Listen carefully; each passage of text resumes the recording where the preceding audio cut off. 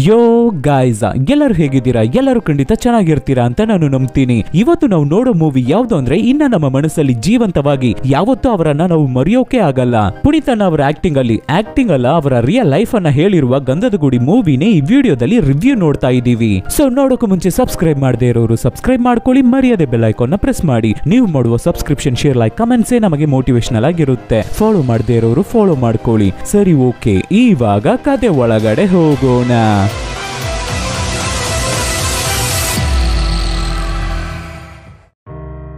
Opening scene ಅಲ್ಲಿ ಒಂದು wild life travel. ಈ ಮೂವಿಯ ಪ್ರಕಾರ ಇದನ್ನ ಕತೆ ಅಂತ ಹೇಳೋದಕ್ಕಿಂತ ಪುನೀತನ್ ಅವರು ಒಂದು ಸುಂದರವಾದ ಒಂದು ವೈಲ್ಡ್ ಲೈಫ್ ಟ್ರಾವೆಲ್ ಅನ್ನ ಮಾಡಿದ್ದಾರೆ, ಒಂದು ಅದ್ಭುತವಾದ ಜರ್ನಿಯನ್ನ ಮಾಡಿದ್ದಾರೆ. ಆ ಜರ್ನಿಯಲ್ಲಿ ಅವರು ಏನೆಲ್ಲ ಫೇಸ್ ಮಾಡಿದ್ರು, ಆವಾಗ ಅಲ್ಲಿ ಏನೆಲ್ಲ ನಡೀತೋ, ಅಲ್ಲಿ ನಡೆದ ಘಟನೆಗಳನ್ನೇ ಒಂದು ಮೂವಿಯಾಗಿ ಮೇಕ್ ಮಾಡಿದ್ದಾರೆ. ಸೊ ಈ ಮೂವಿಯನ್ನ ನಾನು ನೋಡ್ಬೇಕಾದ್ರೆ ನನಗೆ ಅನ್ಸಿದ್ದು ಒಂದೇ ಒಂದು Indian version man ವಿಸಸ್ wild. Beer Gilles ಹೇಗೆ ಕಾಡು ಒಳಗಡೆ, ನದಿ, ಸಮುದ್ರ ಅಂತ ಎಲ್ಲಾ ಕಡೆನೂ ಹೋಗಿ ನಮಗೆ ಕೆಲವೊಂದು ವಿಷಯಗಳನ್ನ ತೋರಿಸ್ಕೊಡ್ತಾ ಇದ್ರು, ತುಂಬಾ ದೊಡ್ಡ ರಿಸ್ಕ್ ಅನ್ನ ತಗೊಂಡು ಎಲ್ಲಾ ಕಡೆ ಹೋಗಿ ಎಲ್ಲವನ್ನೂ ನಮಗೆ ಹೇಗೆ ತೋರಿಸ್ಕೊಡ್ತಾ ಇದ್ರು, ಆ ತರ ದೊಡ್ಡದಾಗಿ ರಿಸ್ಕ್ ತಗೊಳ್ದೇ ಇದ್ರು ಕೂಡ, ಆದ್ರೆ ಅದೇ ಸಮಯದಲ್ಲಿ ಕರ್ನಾಟಕದ ಒಳಗಡೆ ಎಷ್ಟೆಲ್ಲ ತುಂಬಾ ಸೂಪರ್ ಆಗಿರೋ ಪ್ಲೇಸಸ್ ಇದೆ. ವೈಲ್ಡ್ ಲೈಫ್ ಅನ್ನೋದು ಎಷ್ಟು ಸುಂದರವಾಗಿದೆ ಕರ್ನಾಟಕದಲ್ಲಿ, ಕರ್ನಾಟಕದ ಒಳಗಡೆ ಎಷ್ಟು ಸುಂದರವಾದ ಪ್ಲೇಸಸ್ ಇದೆ, ಅಲ್ಲಿರುವ ಜನರೆಲ್ಲ ಹೇಗಿದ್ದಾರೆ, ಇಂತಹ ವಿಷಯವೆಲ್ಲ ಹೊರಗಡೆ ಗೊತ್ತಿಲ್ಲದೇನೆ ಹೋಗ್ಬಿಟ್ಟಿದೆ. ಅದನ್ನ ನಾವಾದ್ರೂ ಅನುಭವಿಸಬೇಕು ಅಂತ ಪುನೀತನ ಅವರು ಪರ್ಸನಲ್ ಆಗಿ ಮಾಡಿರುವ ಪಯಣಾಣಿ ಈ ಮೂವಿ. ಇದರಲ್ಲಿ ಪುನೀತನ ಆಕ್ಟ್ ಮಾಡಿದ್ದಾರೆ ಅಂತ ನಾವು ಹೇಳೋಕೆ ಆಗಲ್ಲ, ಅವರ ರಿಯಲ್ ಲೈಫ್ ಕ್ಯಾರೆಕ್ಟರ್ ಆಗಿ ಹಾಗೆ ಮೂವಿಯಲ್ಲಿ ಟ್ರಾವೆಲ್ ಮಾಡಿದ್ದಾರೆ.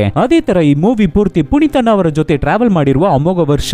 ಅವರೊಂದು ಫಿನಾಮಿನಲ್ ಫಿಲ್ಮ್ ಮೇಕರ್, ಅದೇ ಸಮಯದಲ್ಲಿ ಒಂದು ಫ್ಯಾಂಟಾಸ್ಟಿಕ್ ವೈಲ್ಡ್ ಲೈಫ್ ಫೋಟೋಗ್ರಾಫರ್, ಅವರೇನೇ ಈ ಮೂವಿಯ ಡೈರೆಕ್ಟರ್ ಕೂಡ. ಸೊ ಅಮೋಘ ವರ್ಷ ನಮ್ಮ ಪುನೀತನ್ ಅವರ ಜೊತೆ ಕಂಪ್ಲೀಟ್ ಆಗಿ ಟ್ರಾವೆಲ್ ಮಾಡಿರುವ, ವೈಲ್ಡ್ ಲೈಫ್ ಟ್ರಾವೆಲ್ ಅನ್ನ ಮಾಡಿರುವ ಆ ಜರ್ನಿಯೇ ಈ ಮೂವಿಯ ಕಥೆಯಾಗಿದೆ. ಇದನ್ನ ಕ್ಲೀನ್ ಆಗಿ ಅರ್ಥ ಮಾಡ್ಕೊಳ್ಳಿ. ಇನ್ನೊಂದು ವಿಷಯನ ನಾನು ಕ್ಲಿಯರ್ ಆಗಿ ಹೇಳ್ತೀನಿ, ಈ ಮೂವಿ ಬೇಸಿಕ್ ಆಗಿ ಒಂದು ಡಾಕು ಡ್ರಾಮಾನೇ, ಅಂದ್ರೆ ಡಾಕ್ಯುಮೆಂಟರಿ ಮೂವಿನೇ. ಏನ್ ಬ್ರದರ್ ಸಡನ್ ಆಗಿ ಹೀಗೆ ಹೇಳ್ಬಿಟ್ರಲ್ಲ ಅಂತ ಅನ್ಕೋಬೇಡಿ. ಇದನ್ನ ನಾವು Discovery channel, national geographic channel ಅಲ್ಲಿ ನೋಡಬಹುದಲ್ಲ, ಆಮೇಲೆ ಅಲ್ಲಿಗೆ ಹೋಗಿ ಏನನ್ನ ನೋಡೋದು ಥಿಯೇಟರ್ ಅಲ್ಲಿ ಅಂತ ನೀವು ಯೋಚನೆ ಮಾಡಬೇಡಿ. ಈ ಮೂವಿನ ಥಿಯೇಟರ್ ಅಲ್ಲಿ ನೋಡೋಕೆ ಎರಡು ವಿಷಯ ತುಂಬಾ ಸೂಪರ್ ಆದ ವಿಷಯ ಇದೆ, ಅದನ್ನ ಹೇಳ್ತೀನಿ ಕೇಳಿ. ಒಂದು, ಪುನೀತನ್ ಅವರು ಎಷ್ಟು ಚೆನ್ನಾಗಿ ಆಕ್ಟ್ ಮಾಡ್ತಾರೆ, ಎಷ್ಟು ಸೂಪರ್ ಆಗಿ ಡ್ಯಾನ್ಸ್ ಮಾಡ್ತಾರೆ, ಹಾಡ್ ಹೇಳ್ತಾರೆ ಅನ್ನೋದನ್ನ ಎಲ್ಲವೂ ನಾವು ಆನ್ ಸ್ಕ್ರೀನ್ ಅಲ್ಲಿ ನೋಡಿರ್ತೀವಿ. ಆದ್ರೆ ಆಫ್ ಸ್ಕ್ರೀನ್ ಅಲ್ಲಿ ಅವರು ಎಂತಹ ಮನುಷ್ಯ, ಎಷ್ಟು ಒಳ್ಳೆ ವ್ಯಕ್ತಿ, ಅವರ ಒಳ್ಳೆ ಗುಣಗಳೇನು ಅನ್ನೋದು ನಮ್ಮಲ್ಲಿ ತುಂಬಾ ಜನರಿಗೆ ಗೊತ್ತೇ ಇರಲಿಲ್ಲ.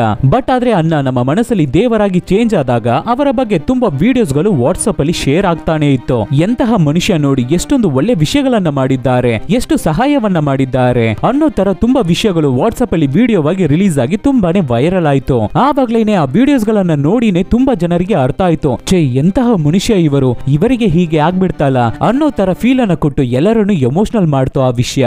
ಆದ್ರೆ ಅವರು ಆಫ್ ಸ್ಕ್ರೀನ್ ಅಲ್ಲಿ ರಿಯಲ್ ಆಗಿ ಅವರ ಲೈಫ್ ಅಲ್ಲಿ ಯಾವ ಮಟ್ಟಿಗೆ ಡೌನ್ ಟು ಎರ್ತ್ ಆಗಿ ಇರೋ ಮನುಷ್ಯ, ಯಾವ ಮಟ್ಟಿಗೆ ಎಲ್ಲರ ಜೊತೆನೂ ಪ್ರೀತಿಯಿಂದ ಇರ್ತಾ ಇದ್ರು, ಎಲ್ಲರಿಗೂ ಹೇಗೆ ಮರ್ಯಾದೆ ಕೊಡ್ತಾ ಇದ್ರು ಅನ್ನೋದ್ರ ಬಗ್ಗೆ ನಿಮಗೆ ಗೊತ್ತಾ?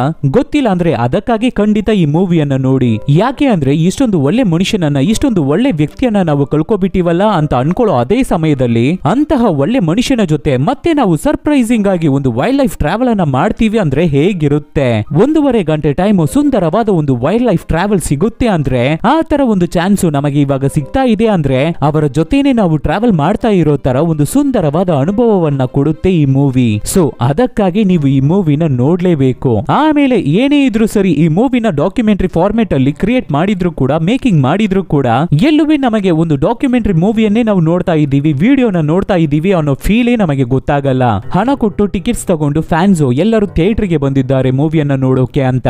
ಸೊ ಆ ತರ ಎಕ್ಸ್ಪೆಕ್ಟೇಷನ್ ನ ಇಟ್ಕೊಂಡು ಬರೋ ಫ್ಯಾನ್ಸ್ ಅನ್ನ ಯಾವುದೇ ಕಾರಣಕ್ಕೂ ಬೇಜಾರ್ ಮಾಡಬಾರ್ದು ಅಂತ, ಒಂದು ಕಮರ್ಷಿಯಲ್ ಮೂವಿ ಹೇಗೆ ಇರಬೇಕೋ ಅಂತಹ ಒಂದು ಸಿನಿಮೇಟಿಕ್ ಎಕ್ಸ್ಪೀರಿಯನ್ಸ್ ಅನ್ನ ಫ್ಯಾನ್ಸ್ ಗೆ ಕೊಡಬೇಕು ಅನ್ನೋದ್ರಲ್ಲಿ ಈ ಮೂವಿಯ ಟೀಮ್ ತುಂಬಾನೇ ಕ್ಲಿಯರ್ ಆಗಿದ್ದಾರೆ ಅನ್ಸುತ್ತೆ.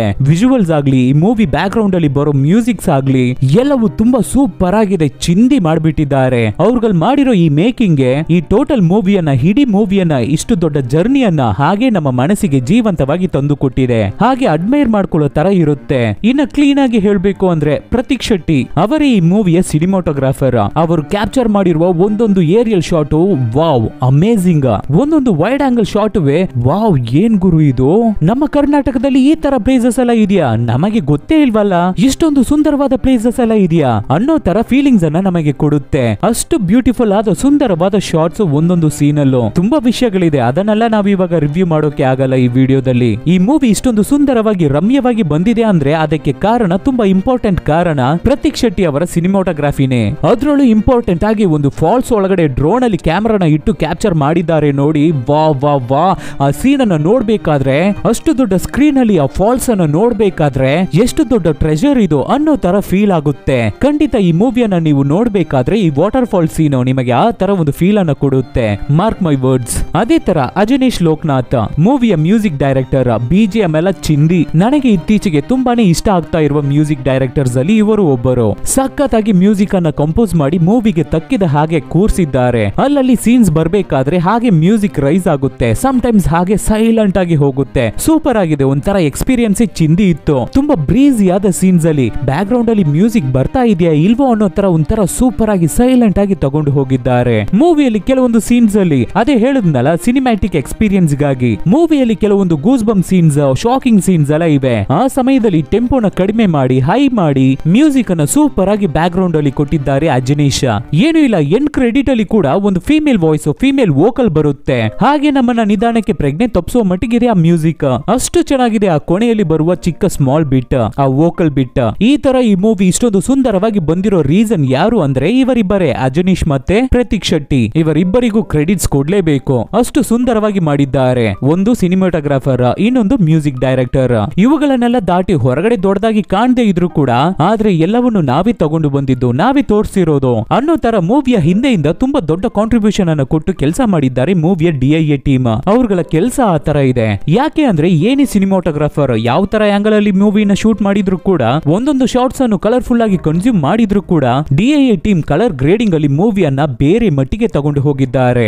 ದೇವ್ರೆ, ಈ ಮೂವಿಯನ್ನ ನೋಡಿದ್ರೆ ಥಿಯೇಟರ್ ಅಲ್ಲಿ ಮಾತ್ರನೇ ನೋಡ್ಬೇಕು. ನೀವು ನೋಡ್ತಿರೋ ನೋಡಲ್ವೋ ಅದು ನಿಮ್ಮ ಇಷ್ಟ, ಬಟ್ ಆದ್ರೆ ನೋಡಿದ್ರೆ ಖಂಡಿತ ಥಿಯೇಟರ್ ಅಲ್ಲಿ ನೋಡಿ. ಅಂತಹ ಒಂದು ಸಿನಿಮ್ಯಾಟಿಕ್ ಎಕ್ಸ್ಪೀರಿಯನ್ಸ್ ಸಿಗುತ್ತೆ ಈ ಮೂವಿಯಲ್ಲಿ ನಿಮಗೆ. ಅದು ಯಾಕೆ ಅಂದ್ರೆ DIA ಟೀಮ್ ಅಷ್ಟೊಂದು ಸುಂದರವಾದ ವರ್ಕ್ ಅನ್ನ ಕೊಟ್ಟಿದ್ದಾರೆ. ಸೂಪರ್ ಆಗಿದೆ ಅಂತಾನೆ ಹೇಳ್ಬಹುದು.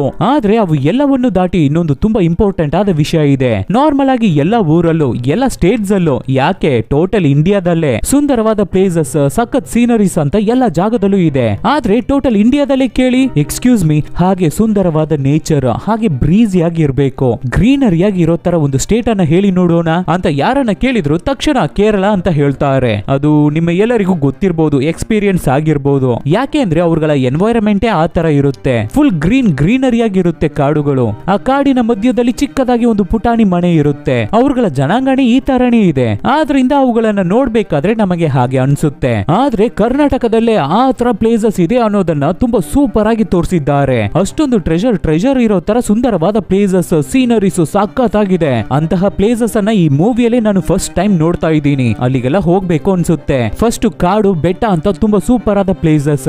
ನಂತರ ಅಂಡರ್ ವಾಟರ್ ಸೀಕ್ವೆನ್ಸ್ ಎಲ್ಲ ಇದೆ. ಸಮುದ್ರಕ್ಕೆ ಹೋಗ್ತಾರೆ, ಸಮುದ್ರ ಕೆಳಗಡೆ ಹೋಗುವ ಸೀಕ್ವೆನ್ಸ್. ಆಮೇಲೆ ದೊಡ್ಡದಾಗಿ ಒಂದು ರಿವರ್ ಹೋಗ್ತಾ ಇದೆ, ಅದ್ರ ಮಧ್ಯದಲ್ಲಿ ಒಂದು ಚಿಕ್ಕದಾಗಿ ಐಲ್ಯಾಂಡ್. ಸೂಪರ್ ಆಗಿದೆ. ಏನೇನು ತೋರಿಸಿದ್ದಾರೆ, ಫಾಲ್ಸ್, ಅನಿಮಲ್ಸ್, ವೈಲ್ಡ್ ಅನಿಮಲ್ಸ್.